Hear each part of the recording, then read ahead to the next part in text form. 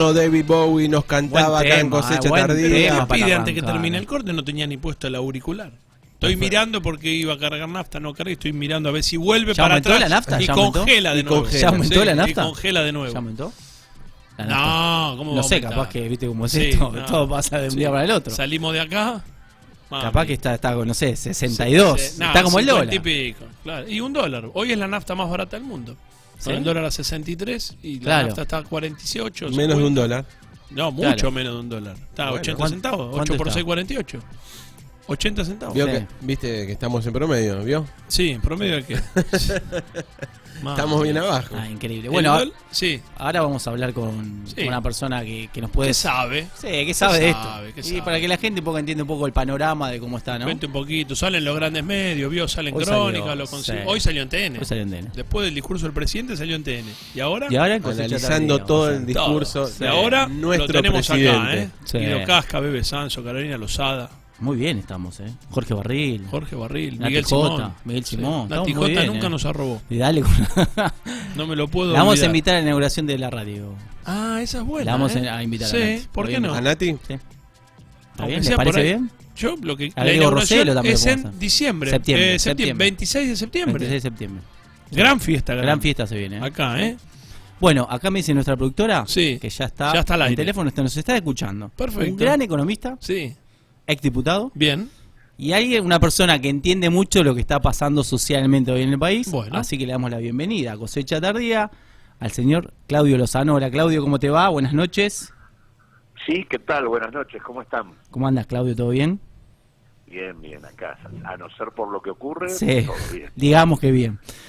Mira, Claudio, antes de hablar un poco de la coyuntura que tiene hoy el país, de todo esto que se está hablando todos los argentinos, queremos, para que la gente también conozca con la persona que estamos hablando, preguntarte cómo empezaste en esto de la economía, cómo fueron tus comienzos, por qué decidiste estudiar economía, cómo fueron esos comienzos en la facultad o cuando eras adolescente. Mirá, en realidad yo llego a la economía más desde la política, no por la economía en sí misma.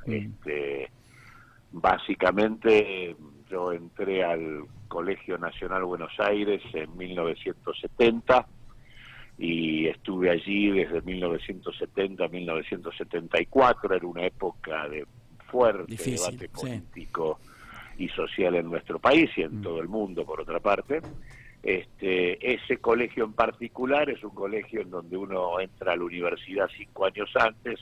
Claro. Y la verdad que el nivel de debate político era altísimo y por lo tanto me fui involucrando en la discusión política de la Argentina y de América Latina, y en ese marco, por ejemplo, empecé a hacer grupos de estudio sobre alguien que en aquel momento se estudiaba mucho, después se lo dejó de estudiar, que era Carlos Marx.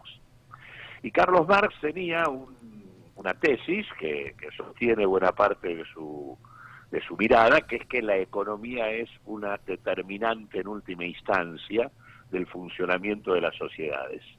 Y por lo tanto dije, bueno, si lo que me interesa es la política para transformar la sociedad y resulta que la economía es la que determina las sociedades, algo de economía tengo que entender.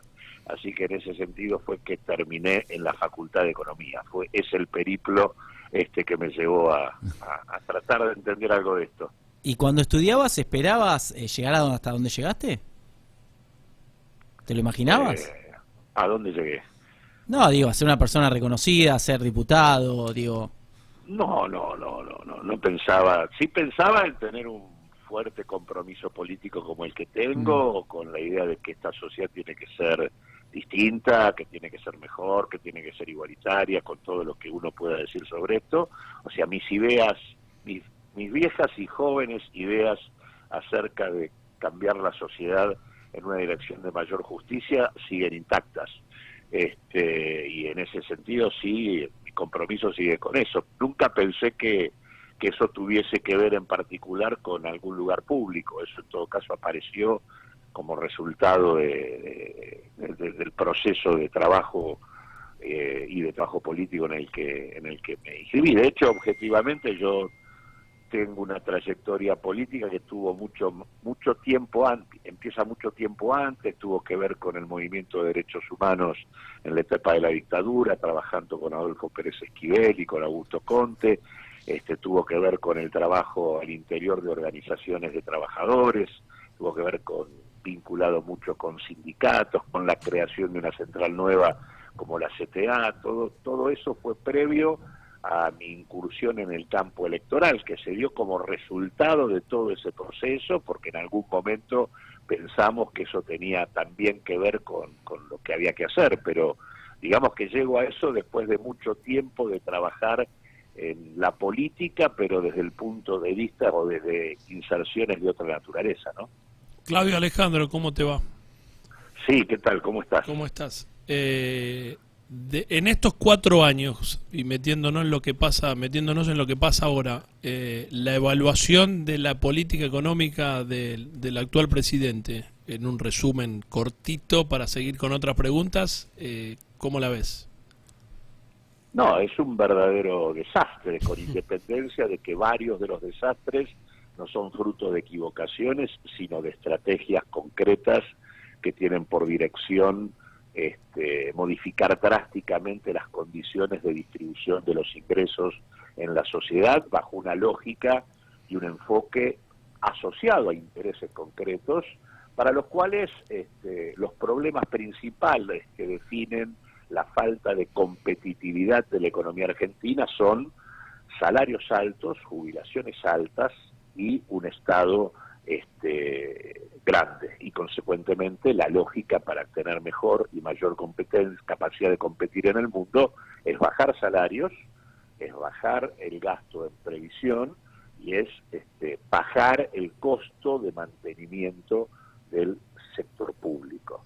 Consecuentemente, ese enfoque que piensa las cosas de ese modo y que sostiene que por la vía de una profunda desregulación del funcionamiento de nuestra economía fluirán las inversiones y seremos todos felices, desconoce profundamente la lógica del funcionamiento del capitalismo mundial, la lógica del funcionamiento de cómo funcionan los capitales dominantes aquí, y en la práctica lo que hace es abonar esos intereses. En ese marco no hay ningún indicador de la economía argentina cumplidos ya estos 3 años y medio, casi 4, que permita hacer una evaluación positiva. El nivel de actividad económica ha caído, el ingreso por habitante ha caído, el salario ha caído, el desempleo ha subido, la pobreza creció, las inversiones en todo caso no existieron, o existieron en aquellas actividades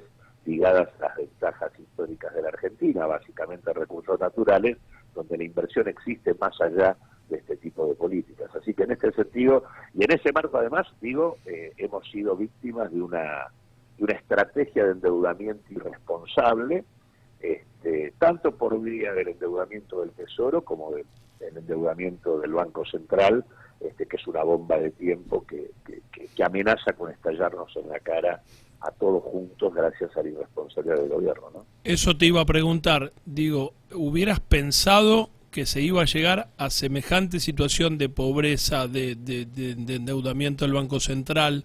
O sea, mirando fin del 2015 y mirando hoy 2019, a pesar de la forma que piensa la gente que maneja el gobierno o que está con Macri, ¿no es muy exagerado hasta dónde llegaron? ¿Y vos crees que puede seguir agrandándose lo que está pasando? O sea, que el dólar suba más, que no termine en el tema, que la tasa sigue, la tasa hoy está para las pymes cerca del 100%, o sea, ¿puede seguir creciendo esto? Mira, a mí no me asombra los impactos sociales de carácter negativo que ha tenido esta política, no esperaba menos de parte de esta gestión. En ese sentido no veo que haya lugar a la sorpresa. En ese sentido, los objetivos que en ese sentido tienen los están cumpliendo y no se confunden. Ciertamente eso es dramático porque en el último año esto ha significado que la Argentina y este gobierno y sus políticas han cosechado 10.000 pobres por día y 2.900 hambrientos por día, ¿no? Así Así que en eso no hay sorpresa. Sí creo que la gestión en materia de endeudamiento y el manejo de la política monetaria y cambiaria es de un grado de... La verdad que ahí sí llegan casi, te diría, a sorprenderme por el grado de irracionalidad que todo esto tiene. El hecho de tener un banco central que acumula reservas comprándolas con deuda, que tiene vencimientos de corto plazo, pagando tasas astronómicas en un contexto del movimiento de capitales libre para entrar y salir, eso es un disparate que no puede terminar bien nunca. Y yendo a la pregunta que haces respecto al futuro, en tanto esta cuestión, las dos cuestiones que hay hoy definiendo el momento actual de la economía son, uno, Argentina desde comienzos del 2018 está en situación de cesación de pagos oculta, encubierta por el acuerdo con el fondo. Nosotros estamos pagando con los dólares que el fondo nos da y colocando todos los vencimientos en el próximo periodo presidencial. Por lo tanto, a medida que nos acercamos al próximo periodo presidencial y donde además ya políticamente se bajó el martillo en la elección del domingo y quedó claro que se terminó este gobierno, a medida que nos acercamos al próximo periodo presidencial, aquellos actores que están posicionados en bonos, en acciones de la Argentina, en plazos fijos y demás, y que han venido aprovechando rentas descomunales, como ven que la Argentina va a una reestructuración de deuda porque es impagable los compromisos concentrados en el próximo periodo, se tienden a ir. Esto es lo que está pasando y es lo que presiona contra el tipo de cambio, por eso han caído las acciones, los bonos, sube el dólar, intentan vanamente con la tasa para arriba, y el segundo punto es la bomba de las LELIQ, que sigue para adelante. Si estas dos cosas no se modifican, esto nos estalla a todos, gracias a la irresponsabilidad del gobierno, en la cara. Y por lo menos hasta acá, incluso en las últimas medidas, no hay ninguna señal en dirección a esto. La verdad que el gobierno debiera estar preocupado por ver cómo se sienta con el fondo y le dice, mirá, yo me comprometí al volver a discutir con vos 160.000 millones de dólares en el próximo periodo, pero ya no voy a estar. Por lo tanto, prorrogame los vencimientos para que el próximo gobierno pueda discutir algo. Ahora, no, la política... no, sí. te decía, no desde tu visión, ¿no? Que digamos, que bueno, yo la conozco o es más clara, sino mirando vos a Alberto Fernández, a quien pueda poner de ministro de Economía, que bueno, todavía no se sabe, pero hay varios candidatos, desde su programa económico o desde su forma de mirar el país, ¿es posible una salida ordenada o mejor dicho una transición ordenada o como lo mostrás vos es casi imposible? No, la transición ordenada no depende de Alberto Fernández. La transición ordenada depende de que el gobierno abandone el modo electoral en el que se encuentra y que está resumido en las dos conferencias de prensa de Mauricio Macri. La primera, apelando al terror, diciendo que si los argentinos votamos opciones que él denomina de carácter populistas, lo que viene es el abismo. Esa fue una variante y la conferencia de prensa de hoy, donde después de decirnos que el populismo lleva al abismo, pone en marcha un conjunto de medidas que desde su caracterización son medidas populistas y que son absolutamente inconsistentes e incoherentes con el acuerdo con el fondo y con la situación vigente. O sea, no está digamos, y en realidad tanto el tema del temor en la primera conferencia como el tema de tratar de plantear algunas medidas, aunque sea insuficientes, de compensación en el deterioro de los ingresos de la población trabajadora o de las pymes, que es lo que intentó hacer en el día de la fecha, ambas cosas están ligadas exclusivamente por seguir en el modo electoral, no asumiendo que ya perdió y que el único aporte que este gobierno puede hacerle a todos los argentinos es tratar de gobernar esto de la mejor manera posible para garantizar una transición mínimamente ordenada. Si sigue en el modo electoral, esto no llega a diciembre, decís vos. O sea, no llega sin que estalle. Sí, o llega del peor modo. pero digo, no sé, no. La verdad es que hay condiciones para que las cosas se desbarajusten antes del mes de diciembre. Ahora, suponete que llega o llega o sea, a ver, llegamos, porque la fecha va a llegar y podemos llegar explotados. Sin duda. Ahora, mirando, no desde tu visión, sino desde cómo vos ves al Alberto Fernández y supuestamente, no sé, será Nielsen, Culfa, Labaña o quien fuera, ¿tenemos chances de cambiar la forma de cómo estamos viviendo? O sea, ¿puede hacerlo? Yo creo que puede, sí, creo que hay chances, pero eso habrá que ver en qué medida, no solo que hay chances, sino que me parece que hay una demanda social importante, o sea, la gente votó y votó fuerte, está pidiendo que el rumbo no sea así que me parece que tiene un respaldo político importante el próximo gobierno como para dar algunas discusiones que permitan combinar las tres cosas que hay que combinar para salir. Acá se necesita un shock de ingresos en serio para recomponer el mercado interno, articular eso con una estrategia de cambio productivo, y para poder hacer eso tenés que revisar el acuerdo con el fondo y las políticas comprometidas allí. Y eso hay condiciones para hacerlo, porque el acuerdo con el fondo es un acuerdo que tiene pisos de irregularidad múltiples, donde el fondo no cumplió ni siquiera con sus propios estatutos, violentó absolutamente todo, pasó por encima de la negativa que el propio staff interno del fondo hizo al momento de discutir el caso argentino. Hubo muchos países que estuvieron en desacuerdo. Haber sacado a Christine Lagarde no es una casualidad, la sacaron porque nadie puede explicar por qué corno le pusieron a la Argentina tanta guita para no resolver absolutamente nada. El fondo está involucrado en más del 60% de su cartera en el caso argentino. Por lo tanto, y el fondo violó sus propios estatutos, o sea, tiene prohibido prestarle a países en situación de fuga de capitales, y lo único que ha pasado en la Argentina desde que asumió Macri es que se fugó todo. Claudio, tengo Así que condiciones para discutir otra cosa existen. Claudio, una consulta. ¿Cómo pueden reaccionar mañana los mercados cuando hoy el presidente salió a dar unas medidas y el dólar se disparó de vuelta? Y encima una noticia de último momento que aparentemente no se congelan los combustibles. Sí, retrocedió con esa medida. O sea, mañana, ¿cómo puede llegar a abrir los mercados? Así como estamos, mal. Mal. Si el gobierno no se hace cargo de sentarse, de asumir, perdimos, voy a hablar con el fondo para despejar los vencimientos futuros, porque hay un tema concreto. Hay 160.000 palos de vencimientos concentrados en el próximo periodo. Y el primero en la cola para cobrar es el fondo. Claro.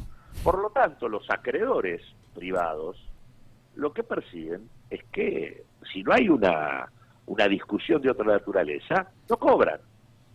Por ende, el que tiene que ir a despejar esto es Macri, claro, que es el que lo hizo. Claro. Y lo segundo que tiene que decirle al fondo es, miren, yo me había comprometido a reformar la Carta Orgánica del Banco Central sentando en su directorio a directores extranjeros. Me había comprometido una reforma previsional que hundía el sistema, digamos, que bajaba el gasto previsional. Me comprometí una reforma laboral, me comprometí un conjunto de cosas que los argentinos le dijeron que no. Así que las tiene que discutir con el gobierno que viene. Tiene que asumir discutir estos temas y tiene que asumir desarmar la bomba de las LELIQs, porque esto así sí que tiene dificultades para llegar. Hoy tocamos casi 2.000 puntos de riesgo país. Los bonos se cayeron a pedazos, y debo decir que al caerse a pedazos los bonos de deuda, ahí el gobierno tiene una oportunidad de despejar vencimientos futuros. Podemos estar comprando deuda argentina al 40% de su valor. Claro.